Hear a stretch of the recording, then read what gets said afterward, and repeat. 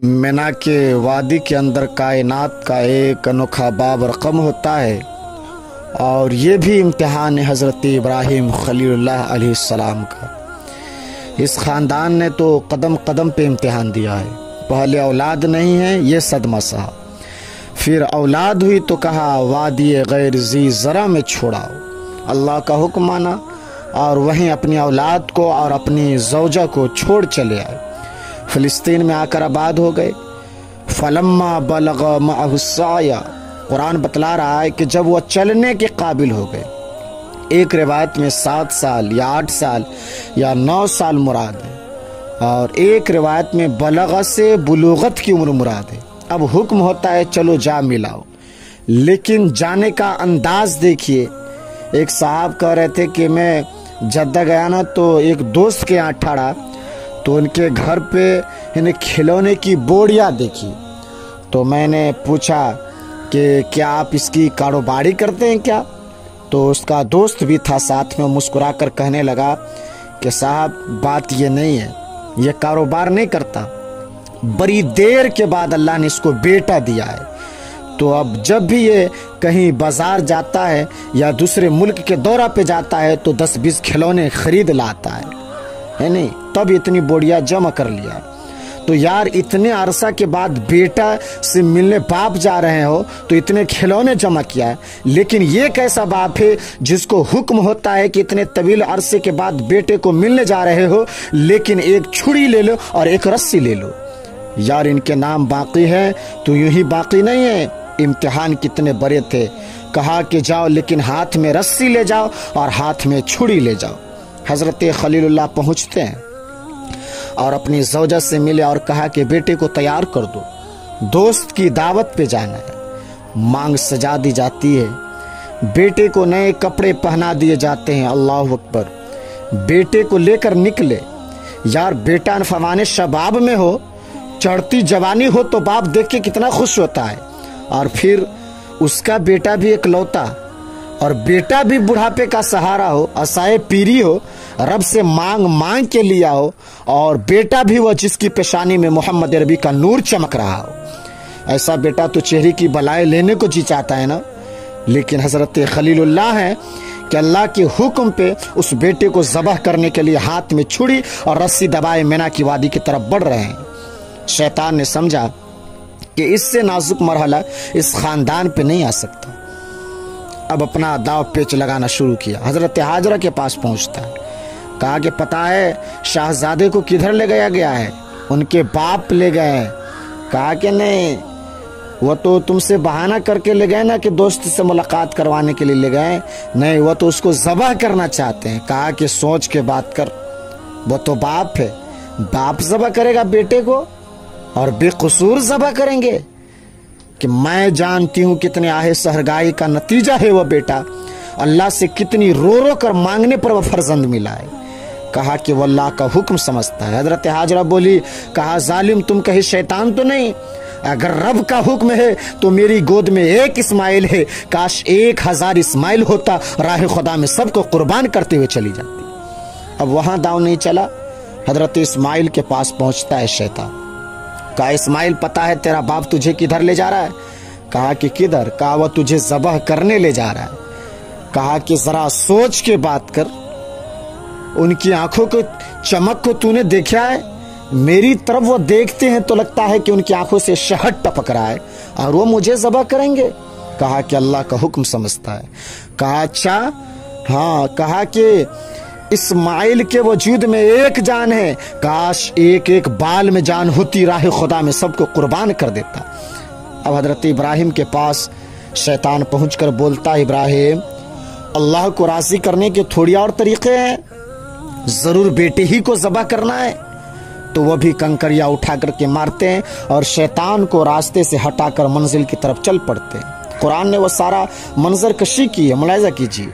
फलम्मा बलग मअहुस्साया, के बाप बेटे के पास आया और कहा बेटा इन्नी अरा फिल मनामी अन्नी अज़बहुका, कि मैंने ख्वाब देखा कि मैं तुझे ज़बह कर रहा हूँ। फंजुर माज़ा तरा, बता तेरी राय क्या है? बेटे पे सख्ता तारी हो जाता, आंखें फटी की फटी रह जाती। باپ کیا بول رہا ہے، لیکن یہ فیضان نظر تھا یا کہ مکتب کی کرامت تھی، سکھائے کس نے اسماعیل کو آداب فرزندی۔ اللہ اکبر، فرزند ہو تو ایسا۔ اسماعیل ذبیح اللہ کہتے ہیں حضرت ابراہیم اس سے کہ فنظر ماذا ترا، بتا تیری رائے کیا ہے۔ بیٹا خاموشی اختیار کر لیتا، السکوت من الرضا، تو سکوت بھی رضا سے، اس کی خاموشی بھی رضا مان لی جاتی، اور جب اس طرح کی سراسنگی کی کیفیت ہو تو نا خاموشی رضا ہوتی ہے۔ بیٹا کہتا ٹھیک ہے ذبح کر لیجئے، یہ بھی امتثال امر ہوتا، لیکن بیٹے نے 2 قدم بڑھ کے جواب دیے، ہے نہیں؟ بیٹے نے کہا کہ یا ابت افعل ما تؤمر ستجدونی انشاء اللہ من الصابرین، ابا جان ذبح کیا ہے، جو کرنا ہے کر لیجئے۔ یہ نہیں کہا یا ابت اذبح، ہاں ابا جی ذبح کر لیجئے۔ ذبح کا جواب ذبح سے نہیں دیا، بلکہ کہا یا ابت افعل، اے ابا جان کیجئے، ما تؤمر، جو بھی حکم ہوا، ذبح کیا ہے، جو بھی کرنا ہے کر لیجئے۔ رہی بات میری، یہ کام آسان تو نہیں، لیکن اللہ نے چاہا تو صبر کر کے دکھاؤں گا۔ مینا کی وادی ہے، باپ اور بیٹے نے طے کر لیا، کیا کوئی بلڈنگ خریدنے یا زمین خریدنے یا گاڑی فارچونر وغیرہ خریدنے پر راضی ہو گئے؟ نہیں صاحب، باپ ذبح کرنے پہ راضی ہو گئے، بیٹا ذبح ہونے پہ راضی ہو گئے۔ یار اسلام منمانی کا نام نہیں ہے، اپنی خواہشات نفس کو پورا کرنے کا نام نہیں ہے، اپنے آپ کو مالک کے سپرد کر دینے کا نام ایمان ہے، اس کا نام اسلام ہے۔ یہاں دیکھیے فلما اسلم، جب دونوں نے طے کر لیا، دونوں راضی ہو گئے، باپ ذبح کرنے پہ راضی ہو گئے، بیٹا ذبح ہونے پہ راضی ہو گیا۔ قرآن نے وہ سارا نقشہ بیان کیا، وَطَلَّهُ لِلْجَبِينِ، اور باپ نے بیٹے کو پیشانی کے بل لٹایا۔ قرآن نے وہ سارا منظر بیان کیا۔ اس پر مفسرین کے 2 قول ہیں، ایک یہ کہ الٹا لٹایا تاکہ قفا سے ذبح کرو اور گردن کے پچھلے حصے سے ذبح کرو، اور منمونا چہرہ میرے آنکھوں کے سامنے نہ ہو، اور میرے دل کے اندر جذبہ رحم، جذبہ پیدری نہ جاگے، جس کی وجہ سے اللہ کی حکم کی تعمیل میں دیر ہو جائے۔ اور دوسرا معنی یہ کیا ہے کہ آپ جانور قربانی کے لیے جو ذبح کرتے ہیں نا، تو اس کی گردن کو بل دے کے اس کی پیشانی کو زمین پر لگا دیتے ہیں، تاکہ اس کی گردن کی جو رگیں ہیں وہ جو ہے تن جائے اور ذبح کرنے میں آسانی ہو۔ حضرت اسماعیل ذبیح اللہ کی معصوم گردن کو بل دے کے، یعنی ان کی پیشانی کو پتھر کے ساتھ جوڑ دی گئی ہے۔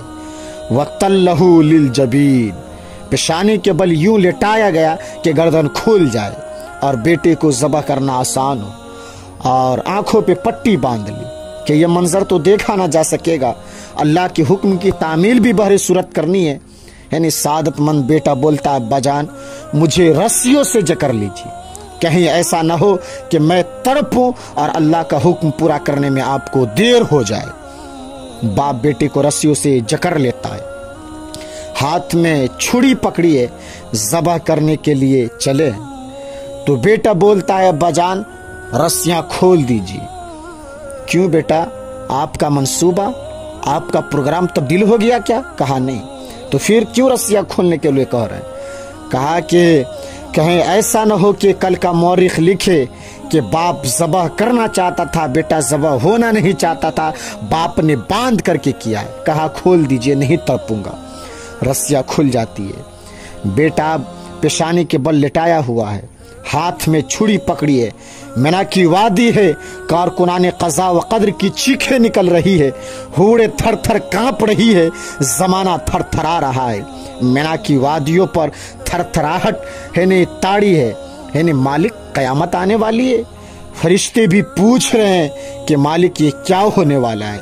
کہا کہ تم کہتے تھے نا کہ انسان کو پیدا کر رہا ہے، سجدے تو ہم کریں گے، ذرا میرے بندے کو دیکھو، میرے بندے کے ادا کی دیکھو، ہے نہیں، ذرا میرے بندے کے انداز محبت کو دیکھو، میرے فرما برداری، انعقاد امر اور اطاعت اور امتثال امر کی مثال تو دیکھو، ذرا دیکھو میرا بندہ میرے حکم کی تعمیل کیسے کر رہا ہے۔ اللہ اکبر۔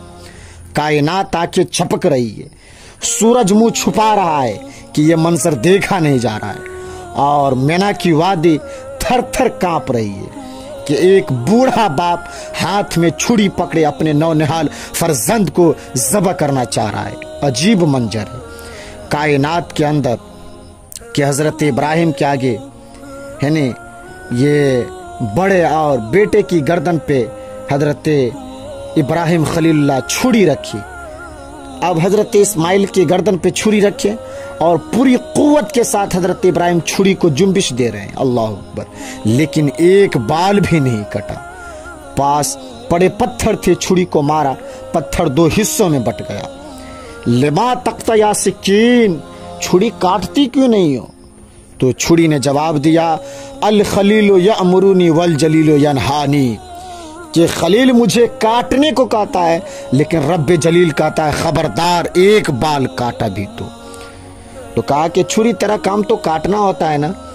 کہا کہ حضرت آگ کا بھی کام تو جلانا تھا، جس آگ نے آپ کو جلانے سے روکا تھا آج اسی نے مجھے ہے نا کیا کہتے ہیں اس آگ کے رب نے مجھے حکم دیا ہے کہ مت کاٹو۔ تو حضرت آگ کا کام جلانا تھا، تو جس نے آپ کو جلانے سے روکا تھا آج اس نے مجھے کاٹنے سے روک دیا۔ اس کا مفہوم یہ بھی نکل سکتا تھا کہ میں نے تو چھری چلا دی، اب چھری نہیں کام کیا تو میرا کیا قصور؟ لیکن دیکھیے دوبارہ چھری تیز کی اور حلق پہ چھری کی نوک رکھی اور اپنا سارا وزن ڈال دیا، گردن کٹ گئی، خون بہنے لگا اور دل میں یہ تھا کہ اتنا بڑا کام ہے جو میں نے کر دیا، لیکن جب پٹی کھولی تو منظر بدلا ہوا تھا، ہے نہیں؟ جس کو بیٹا سمجھ کے ذبح کیا ہے وہ بیٹا نہیں تھا بلکہ دمبا ذبح پڑا ہے، اور جبریل امی پاس کھڑے ہیں اور اسماعیل سامنے کھڑے مسکرا رہے ہیں۔ سبحان اللہ، بے ساختہ زبان سے نکلا اللہ اکبر، تو حضرت اسماعیل بولے لا الہ الا اللہ واللہ اکبر، سامنے جبرائیل کھڑے تھے، بولے اللہ اکبر وللہ الحمد۔ اب یہ یقین تھا کہ یہ سارا کرا دھرا، یہ سارا اہتمام رب کی جانب سے، جبرائیل کا آنا اور دمبا ذبح پڑا ہے اور جبرائیل بھی موجود ہے، تو یہ یہی لے کر آئے ہوں گے، اور بیٹا مسکرا رہا ہے، تو یہ سارا منظر یہ قرینہ حالیہ بتا رہا تھا کہ یہ سارا الوہیت اہتمام ہے، رب نے قربانی قبول کر لی۔ لیکن صرف اتنا ہی نہیں کہ قرینہ حالیہ ہی آپ کو یقین دلا دے، بلکہ مینا کی وادی چمکنے لگی، وہی کے اجالوں سے پوری وادی روشن ہو گئی اور آواز آنے لگی وَنَادَيْنَاهُ يَا إِبْرَاهِيمُ قَدْ صَدَّقْتَ الرُّؤْيَا إِنَّا كَذَلِكَ نَجْزِي الْمُحْسِنِينَ۔ یہ منظر دیکھا تو ابراہیم ابھی سوال کرتا، کسی سے پوچھتے یہ کیا ہوا، اتنے میں وہی نازل ہوئی وَنَادَيْنَاهُ يَا إِبْرَاهِيمُ، اے ابراہیم تو نے واقعی خواب سج کر کے دکھایا، پورا کر کے دکھایا، اِنَّا كَذَلِكَ نَجْزِي الْمُحْسِنِينَ، ہم اپنے بندے کو یوں ہی صلہ دیا کرتے۔ تیرے بیٹے کو تیرے ہاتھ ذبح کروانا مقصد نہیں تھا، تیرا امتحان لینا تھا، بس ابراہیم امتحان تیرا پورا ہو گیا، ہم نے تیری سنت کو اب آخر یعنی دین تک قیامت تک کے لیے باقی رکھا، وَتَرَكْنَا عَلَيْهِ فِي الْآخِرِينَ، قیامت تک کے لیے باقی رکھا۔ اور پھر کہ میرا رب کہتا ہے وَسَلَامٌ عَلَىٰ ابراہیم، ابراہیم تیرے اوپر سلام۔ مینا کی وادی کے اندر حج کے موقع پر ہے نا کیا کہتے ہیں 40 لاکھ حجاج کرام ہوتے ہیں، کچھ شیوخ عرب کے اور باقی عمرہ مخیر سعادت مند لوگ 100 قربانیاں پیش کر دیتے ہیں، اور کروڑوں قربانیاں مینا کی وادی میں ذبح ہو رہی ہوتی ہے، اور حدود حرم میں جب لوگ ہوتے ہیں اور بے ساختہ زبان سے نکلتا ہے وَسَلَامٌ عَلَىٰ ابراہیم۔ ہر سال یہ شروع ہوتا ہے کہ امسال قربانی کے جانور بہت مہنگے ہیں، شاید زیادہ لوگ قربانی نہیں کر پائیں گے، لیکن جو ہی موسم قربانی کا آتا ہے گلی اور بازاروں کے اندر جانوروں کے ہجوم ہوتا ہے، جانور گھوم رہے ہوتے ہیں اور ان کو دیکھ کر بے ساختہ زبان پہ آتا ہے وَسَلَامٌ عَلَىٰ ابراہیم، ابراہیم تیرے اوپر سلام۔ تو یہ کتنا بڑا امتحان تھا، کتنی بڑی آزمائش تھی، لیکن اس آزمائش سے سرخوری نکلے، نمبر بھی پورا 100 حاصل کی، کامیاب اور بامراد اور کامگار ہوئے۔ آج ہمیں اس سنت کو باقی رکھ کر کے ہمیں یاد تازہ کی جا رہی ہے کہ میرے ایسے بندے کہ جو میرے حکم پر اپنی سب سے عزیز چیز بھی قربانی کرنے سے گریز نہیں کرتے۔ ہمارے ایک بزرگ تھے نا، وہ فرمایا کرتے تھے کہ ہر بندے کا ایک اسماعیل ہوتا ہے، اور جب تک وہ اسماعیل کی گردن پہ چھری نہیں رکھ دیتا وہ رب کا قرب حاصل نہیں کر سکتا۔ تو جو تیری محبوب چیز ہے اس کو راہ خدا میں جب تک قربان کرنے کا جذبہ نہیں ہم پائیں، رب کا قرب حاصل نہیں کر سکتے، اور وہ منزل سعادت تک ہم نہیں پہنچ سکتے۔ تو لہذا حضرت ابراہیم خلیل اللہ تھے جنہوں نے بلا تعمل رب کے حکم کو مانا اور اپنے فرزند کے گلے پر بوڑھا باپ چھری رکھ کر کے ذبح کر ڈالا، اور رب نے حضرت ابراہیم کی قربانی قبول فرما لی اور یہ انعام دیا کہ وَتَرَكْنَا عَلَيْهِ فِي الْآخِرِينَ، کہ ہم نے تیری سنت کو تا قیامت زندہ رکھا اور باقی رکھا۔ یہی وجہ ہے کہ ہمارے آپ کے پیارے آقا نے بھی حجۃ الوداع کے موقع پہ 100 اونٹوں کی قربانیاں پیش کی، اور ہم تمام لوگوں کو حضور نے قربانی کرنے کی تلقین فرمائی کہ یہ میرے باپ حضرت ابراہیم کی سنت ہے اور ہر ایک بال میں ایک نیکی ہے۔ حضرت ابو ہریرہ سے روایت ہے کہ قیامت کے دن سب لوگ پل صراط اپنے جانوروں سے پار کر رہے ہوں گے۔ تو وہ جانور کون ہے؟ تو یہی جانور جو ہم رب کی بارگاہ میں قربان کرتے ہیں۔ حضرت عبداللہ ابن مسعود سے جب کوئی انسان قربانی کرتا ہے نا، تو قربانی کے جانور کا خون زمین پہ پہنچنے سے پہلے اللہ تعالیٰ اس قربانی کرنے والے کے تمام گناہوں کو معاف فرما دیتا ہے۔ تو اسلام کا اتنا بڑا حسن ہے، تو ہمیں چاہیے کہ حضرت ابراہیم خلیل اللہ کی سنت کو ہم تا قیامت زندہ رکھیں، اور اس سنت ابراہیم پر ہم اقامت پذیر ہوں، اور ہم تمام خوش دلی سے یہ مہینہ جو ہم پر سایہ فگن ہے، اس کی 10ویں تاریخ 10ویں 11ویں 12ویں ذوالحجہ کو ہم رب کی بارگاہ میں قربانی پیش کریں، اور قربانی پیش کر کے ڈھیر ساری نیکیاں ہم اپنے نام اعمال میں اکٹھا کرے، اور رب کی بارگاہ میں دعا کرے کہ اللہ تعالی ہم تمام کو سنت ابراہیمی کو زندہ رکھنے کی توفیق عطا فرمائے۔